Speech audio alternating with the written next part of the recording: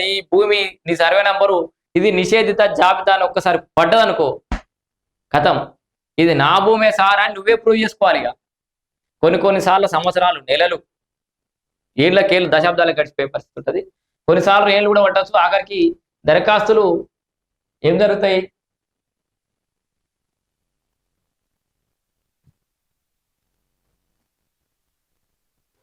దరఖాస్తులు రిజెక్ట్ కూడా కావచ్చు. సో భూభారతి కార్డ్ డేటా మధ్యలో అంతలేని తేడా.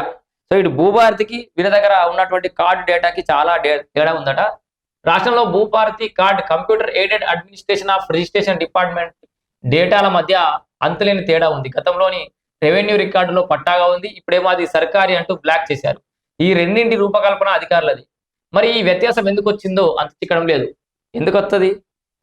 అంత చిక్కడకపోవడం ఏముంది? ఇలా అత్యాశ, అవినీతే దీనికి కారణం అవుతుంది. రూల్స్ ఫాలో అవ్వకుండా కొంతమంది తహసీల్దార్ చేసే తప్పులే దీనికి కారణాలు అవుతాయి. అందుకే ఇన్ని తలకాయ నొప్పులు అవుతాయి.